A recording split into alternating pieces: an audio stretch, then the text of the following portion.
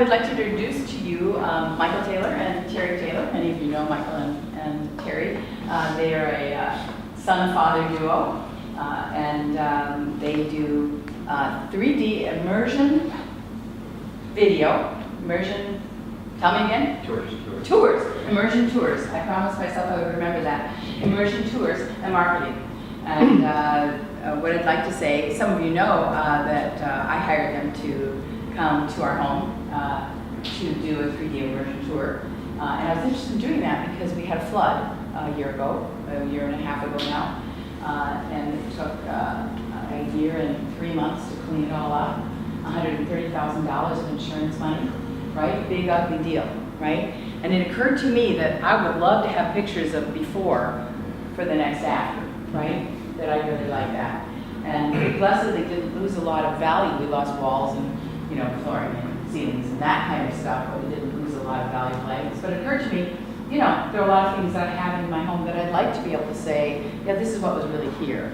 And so they came in and did this work for us, and now my job now is to send them the names and values of all the things I want documented. So I've got a big ugly job to do next. But I was really excited with the product that they produced. So I'm offering you my recommendation for an interesting company this is and the work they do. So tell us about your business.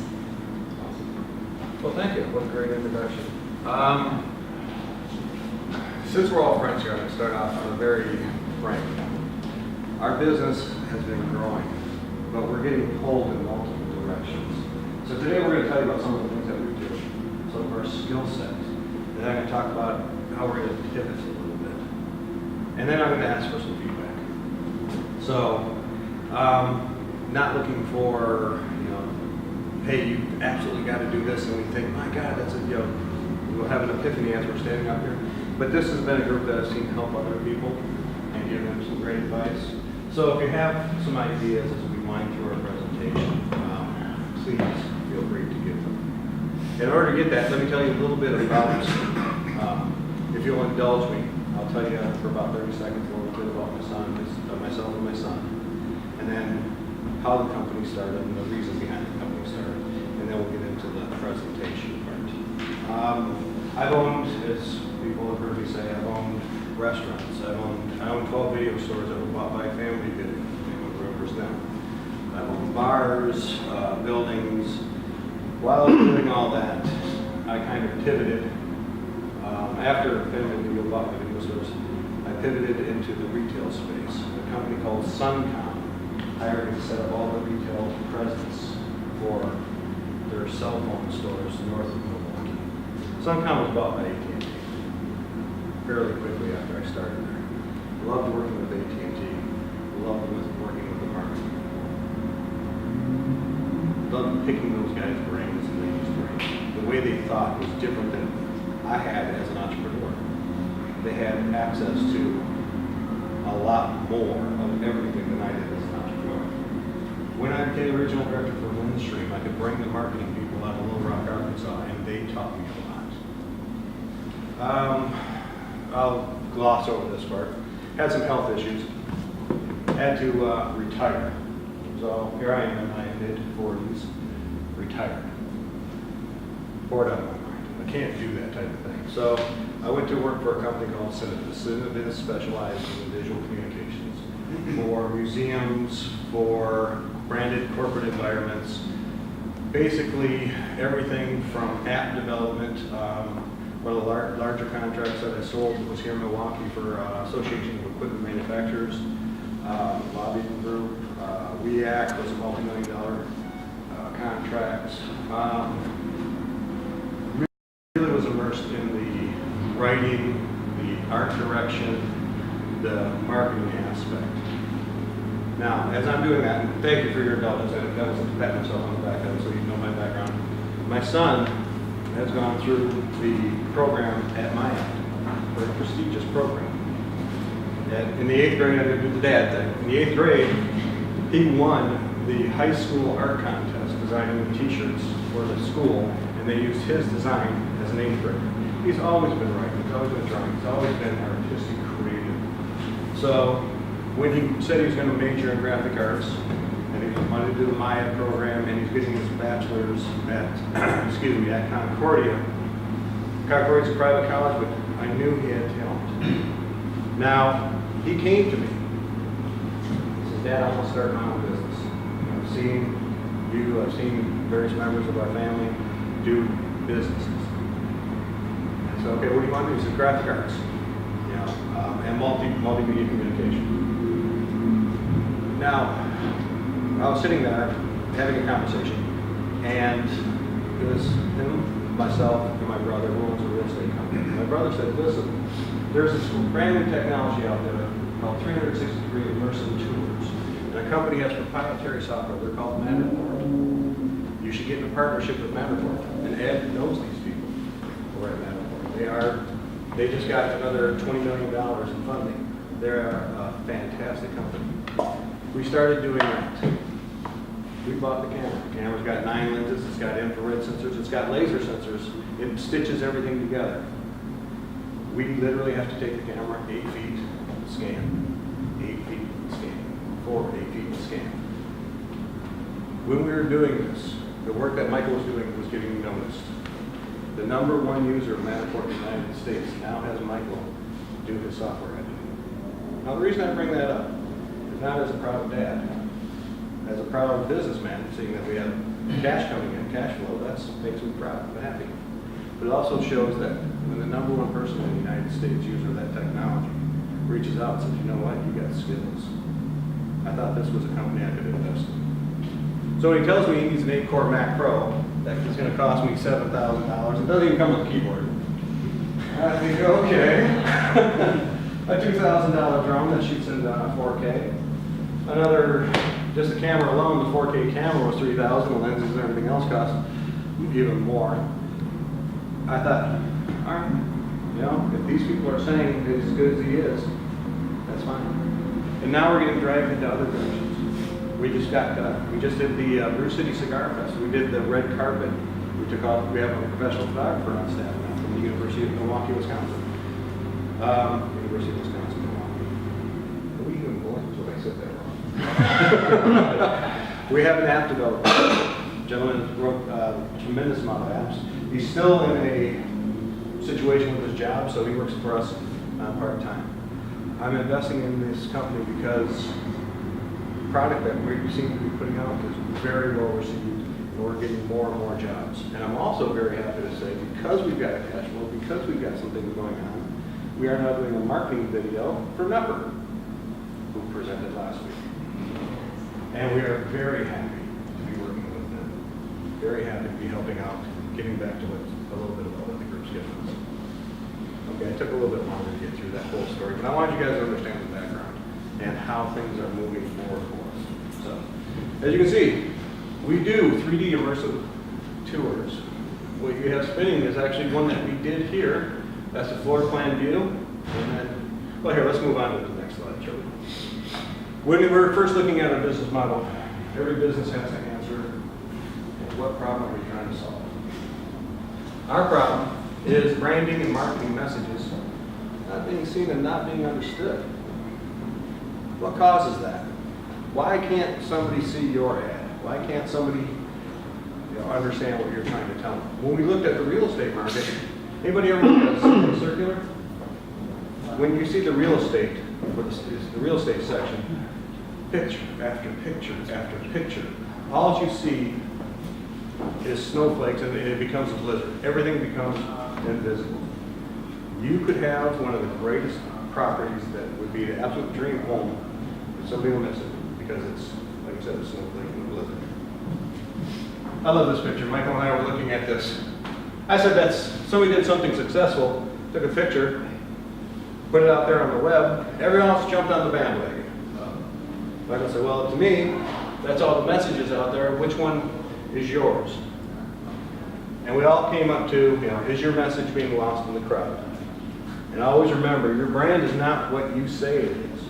It's what the people say that it is. So when you're talking about your brand, how much control over that message do you have if they just look at it, if it's lost, if they just glance at it? You really don't have control over your message. Even if you are putting together any type of, like we're doing for 2 different places, the Brew City Cigar Fest last weekend and IPFL this week. We're putting marketing videos together. What's going to make those stand out? What's going to make those be different? Okay, some of the causes. Whenever you're looking at what the problems are, obviously you want to know what causes those are. Segmentation of the market is caused by growth in multiple media outlets.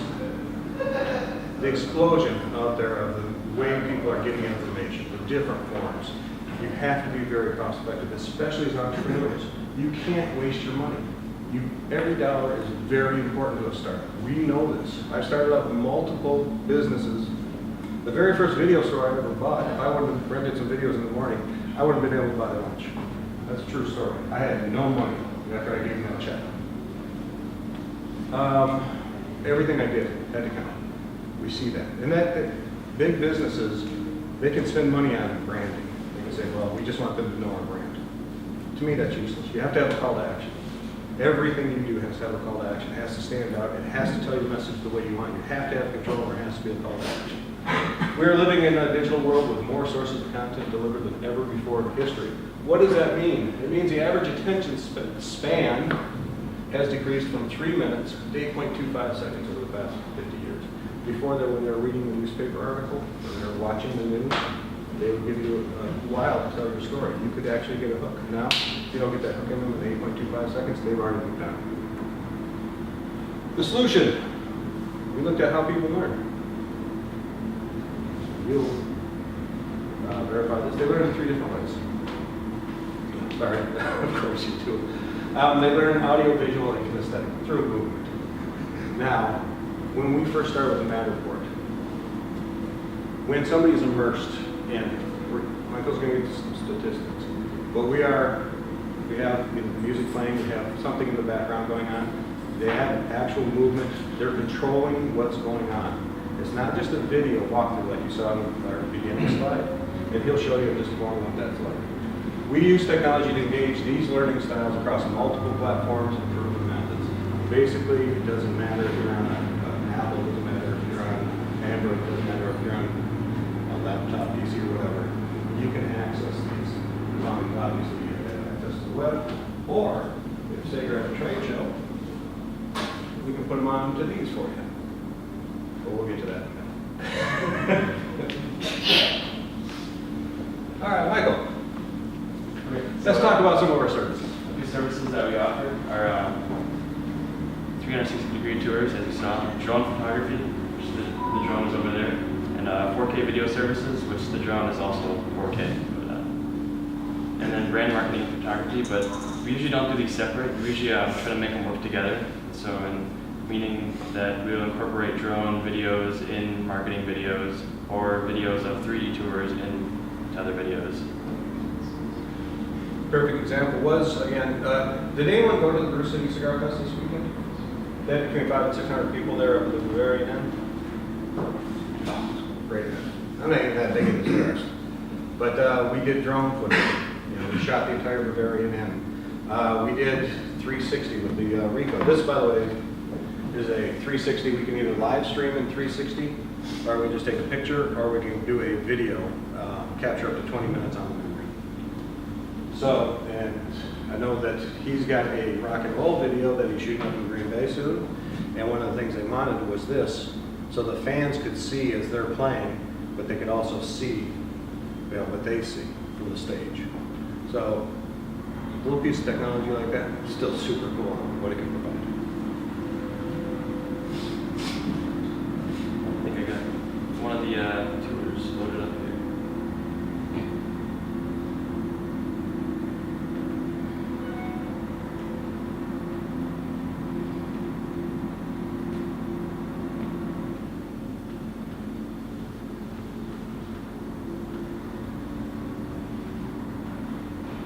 It's not really, yeah, it's not really No problem.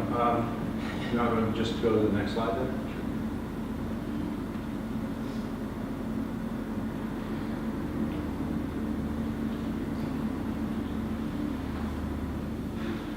There we go. That was the That's not live? I preloaded it. And, here we go. I was hoping to avoid this whole loading stage. Okay. Yeah, one of the and when you're in a public Wi-Fi, we can download this onto like an iPad or something. Have it resident on that, but you know, as you saw, it took about 5 to 10 seconds to load. Not a big deal for most people, but this actually was shot here in Milwaukee. And as you can see, he's got full control, so he can look 360 degrees. This is a 1923 Ford. We did a separate project where we scanned just that, and that was featured in, and this actually exists, Jalopy Monthly magazine. It's a car collector's site and magazine, but they just loved it. So, as you can see, he's interacting with the video. He's fully immersed. He can travel throughout. If he's on the second floor, he can jump over a railing into the next floor. It's almost like a video. Now, we had an excellent presentation by Voyager Media about 4 weeks ago, and somebody said, "How are you guys similar?" I said, "Well, we're apples and oranges." What we do is 360-degree immersion tours, and what they're doing is actual like animation, 3D animation. So we're not really in the same realm. Now, with our newest program with the encoder that we got, we can actually do everything they do. Matter of fact, this guy's got a ton of awards. He's fantastic. One of those Wisconsin resources that nobody ever realizes around. As you can see, he can go anywhere in here. What real estate agents are finding is, statistically, people will stay on one of these up to 3 minutes.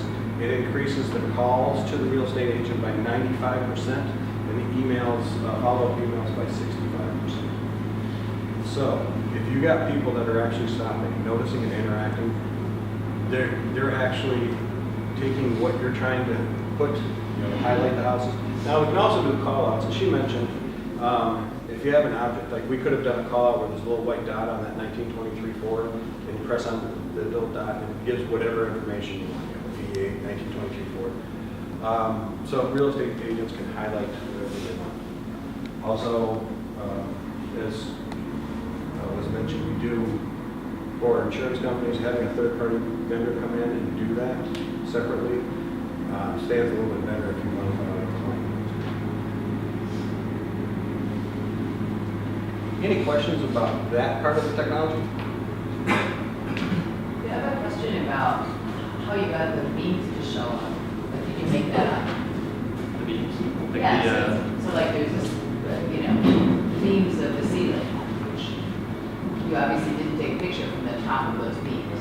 Right. So what happens is when the camera spins around, it has infrared rays, and it captures the infrared rays on the ceiling, and it maps it, so it knows it's there, and then it takes a picture, and then it applies the picture to the beam. Does that make sense?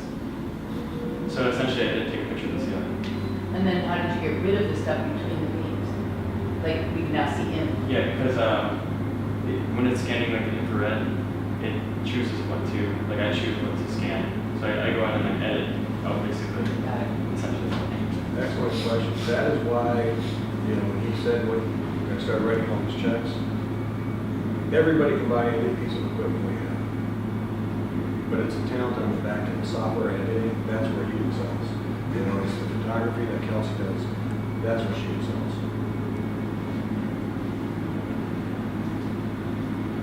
Yeah. It's getting to be about 2 to 1. So if we spend 4 hours, actually that's probably 3 to 1. If we spend 4 hours scanning, it takes about 1,000 or an hour to do 1,000 square feet. Depending if it's open, it's a little bit less.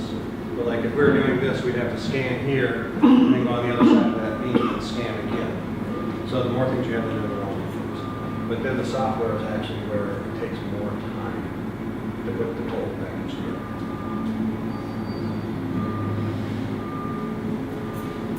I think we talked about a few of these, just the benefits of using services like we offer. Is by using immersive technologies, customers are 95% more likely to engage with the message.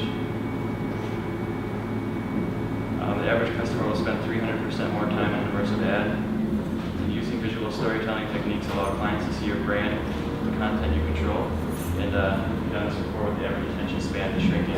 It's really hard to capture that. And I think we offer a really interesting way to do so.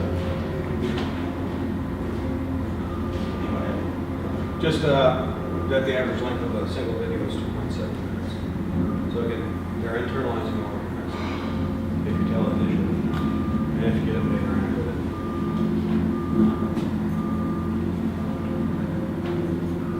it. Why change what you've been doing? Michael has heard me mention these authors several times. Good is the enemy of great. You know, we hear this with real estate people. We hear this with people like Stratus Industry. We got our own marketing person. We're doing good. Right. You're doing good, but you know, how are you stepping it up? You know, your competition's stepping it up. They're changing what they're doing. Look, I either today and there tomorrow by Milwaukee with an outstanding book. Again, what you're doing today, your competition is already tearing apart, dissecting what we're doing. Want to do that maybe real quick? And as I mentioned, that's our team. Hopefully we'll continue to grow and add more people on. Some of our clients, as I mentioned, very happy to be helping out them around. Do you have the drone footage?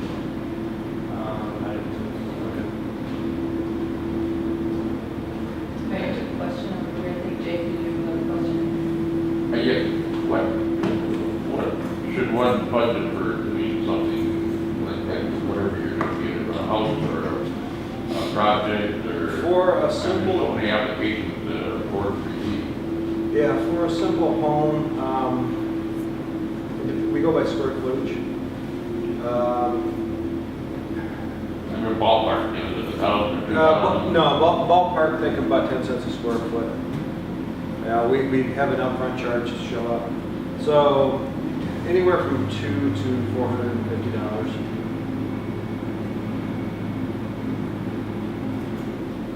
Are you thinking about your primary customers as real estate? For the immersion tours, yes. And the reason that I wanted to tap into the wisdom of this group is, Michael, do we have one more slide? Huh? Is it? The software editing has provided us with cash flow. The entry, or foot in the door, was the 360-degree immersion tours. Again, we're starting to work with trade shows. We're actually starting to shoot commercials for real estate. We're shooting marketing videos up to 10 minutes. We're doing drone flyovers. We're looking at, should we pivot into becoming a full marketing company? Or should we try to stay to our core? So basically, we're looking for some advice whether we should focus on what we know is bringing in money, or do we listen? Because the reason we got into drones was customers kept asking. Real estate agents wanted drones, that was an entry. But then the marketing videos. Now we seem to be getting more money coming in from the marketing videos than we are from the commercial tours. So again, I wasn't looking for epiphanies or anything you guys can give us advice about. Staying to your focus, or hey, follow the money. Any personal experiences, we greatly appreciate if you share with us. Sir. Have you thought about the, and this just came to me while watching your stuff here, the inspectional market? I mean, like I'm going to want something to show people how easy my system is. Project Foundry has a whole system there where you got to teach people how to use it. And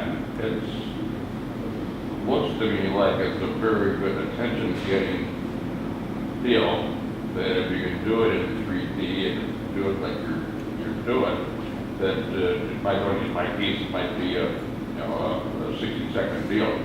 You know, there's maybe longer. But have you used it for instructionary? I mean, it's very captivating. Not yet.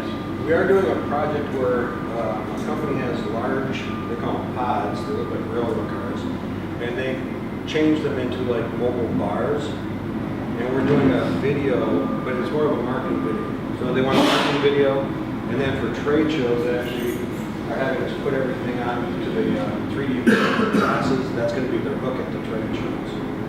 So, not really instruction, but again, this more of a marketing, this is what we did. We're actually doing a time lapse of the construction and then a presentation on the advantages of using their product. So similar parallels.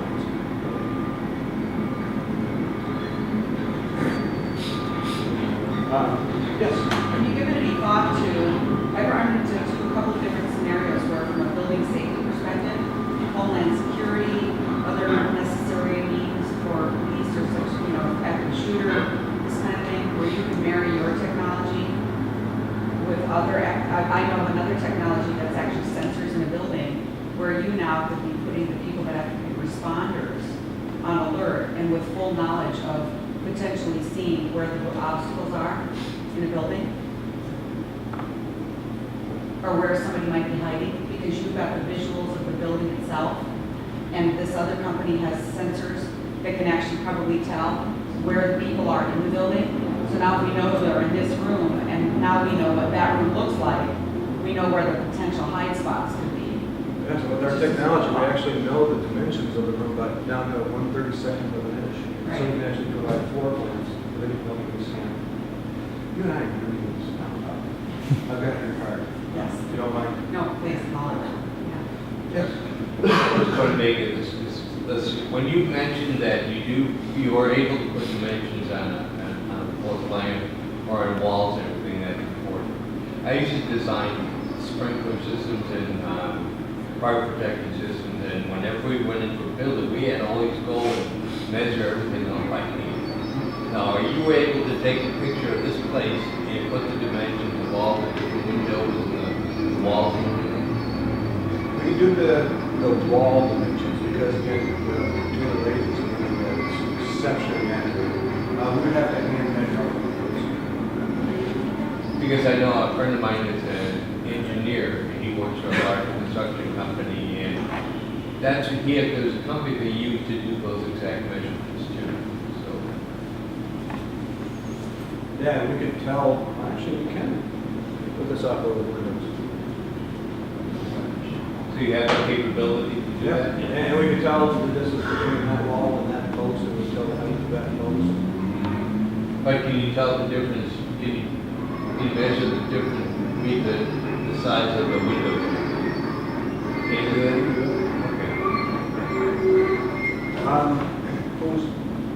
Did you have one also? Or? Okay. Just sort of following up on this, I think part of your point was that I think you got something here much more than what real estate is. And I think that real estate, tying yourself to real estate, really confine your, I think the vision people have of you, right? The impression that they have of you. Because 3D cameras been around for forever. And then they get a cheap little shot of okay, got it. And I had a hard time getting my head around it. Okay, yeah, I've seen that. But deeper applications of this for security, for architects, I don't know, this is very powerful stuff. And I would try to market yourself more in that high tech capability rather than real estate. Real estate, it's been around for a long time. It's going to find probably a negative way. Well, and it'd probably limit what you can charge. Yeah. Yes. Yeah, a way that Well, real estate agents acting as independents are, I'll use the word frugal. Yeah. Because they have to be, it's an investment. A lot of them, as independent contractors, don't like making it. Commercial is where we really want to get into. Right. Yes, sir. In terms of your question about focusing, you have an expertise and you're differentiated, but because people are tugging you, you might end up, because they don't know other video production people or whatever, doing stuff that anybody could do. Okay, because now you have a client and they're going to pay you money, etc. And pretty soon you're competing with other, video marketing people who are already out there, and you don't have any differentiation other than the client. So I'd be careful to focus on where you really have an edge, where a normal video company might come to you because they can't do what you do, and to really develop that differentiation. Otherwise, you're just some other video producer. Yeah. Excellent point. Thank you. Sir. I agree with Bill very much in that way, that you need to have your differentiation. So marketing agencies, I work in one, like one, and we do, we started doing kind of everything for everyone, and we really narrow it down. And it makes a huge difference when you can narrow it down because you can actually become an expert at something. It sounds like you already are expert at something. So I'm not saying don't go in the marketing direction, but make sure what you're offering is very specific. It doesn't get too overly, like you said, that you're not getting just a video marketing company that has this 3D capabilities. Like I think $200 to $450 for those models sounded really low to me, but it also sounds like the appropriate price point for what a realtor might be willing to pay for something once you get to at a certain price point in house. So maybe that is a side business, maybe it's a separate business, but kind of put a wall almost, and you have a really bang them out process that they can get at this price, you get this from us. But some of these higher end applications of really using the 3D modeling and becoming just really known as the best in that business is probably going to be the most profitable in the long run for you. Have you talked with the Kita box? I was just going to suggest that. Yeah. It just seems like such a natural marriage. They presented here and were a generator company, weren't they? Yeah. And what they do is security of sorts around equipment in buildings. So big hospital complexes or universities where they need to keep track of what equipment is where and what the dates are that it needs to be maintained or buy new. They go on floor plans, but you can imagine how much more robust what they have to be with this technology married to their technology. Yeah, but how much faster? Like there might be time savings in something like that. If you can come in and scan the rooms and create this three-dimensional model, instead of them having to go and measure everything and then put X's on the papers, and at some point they go into this model and then they can start tagging stuff and like you can layer their database onto your model, and then they can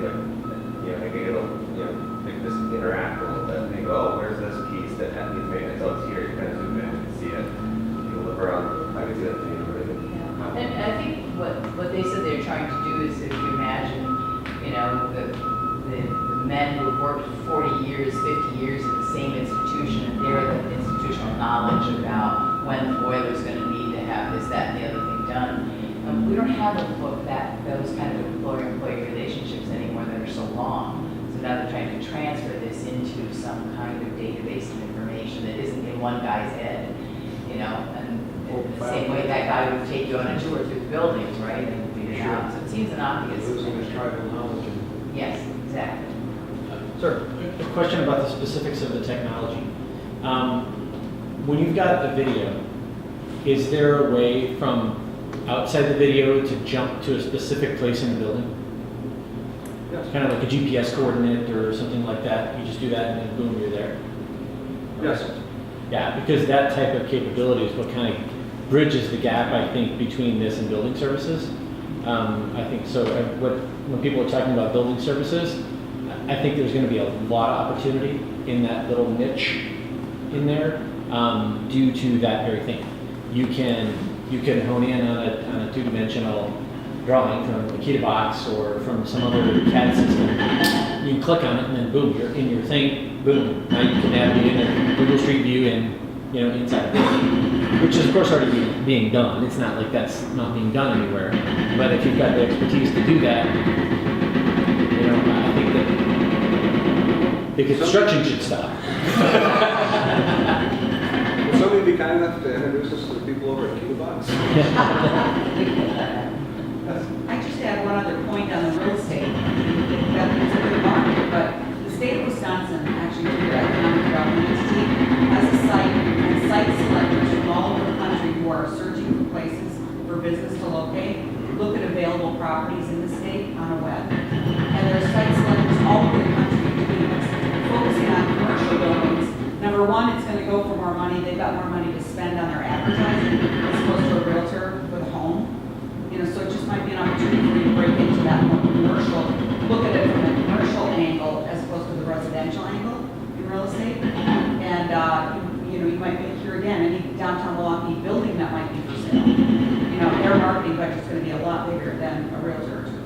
Our vision was to get more involved in the commercial Yeah. side. Now again, when we started up, it was just getting back to us. And we got discovered, and like I said, now we're You'd save a lot of people a lot of time and money having to fly around the country to exactly. look at a building. Because they're relocating the company. Yeah, we, like I said, we really need to do like I said, we really need to do lunch. Certainly. Just a couple things to think about in some of the things we've suggested. Just like the Google Maps and the street view and all the rest of it, they keep sending the car around because it changes. And so anytime you scan a building, it's as it existed at that point in time, not after somebody did a remodel or, somebody needs a new office and the office has changed, et cetera. So how you gonna deal with that, I mean, you just need to think through, where the value prop is and what you would do about things like that. The other thing is like all the mechanicals usually are hidden and you can't see them with this technology unless you do something else, right? Yeah. So, the building plan knows where the air handlers are and all the rest of it, but you won't be able to see that exactly. So they would have to, in working with people, you have to figure that out. It's probably figure outable, but it's not, as straightforward as just looking at what you can see. Yeah, that is one of the limitations. It has to be visible. Right So now, but does it have could input, be, if you have the actual as-built plans of the building or whatever, that some kind of a overlay with what's physically there and what was designed to be there could be done too, so. And Lot to work on. We did look at this as a tool for landlords too. Mhm. So basically just taking that a step farther in case they have a dispute with the tenants. This is what it looked like because people take pictures and they tend to stay in one spot, so we can scan the whole thing. Not really, they haven't had too much uptake on that. So, but thank you all. Last question, what can the Bubbling Cups community in Milwaukee do for you? That introduction I asked for. Michael, what do you think? Just spread the word. Just that one. Let people know we're out there and we're more than willing to help. But you've also been very helpful with your ideas. Thank you, one.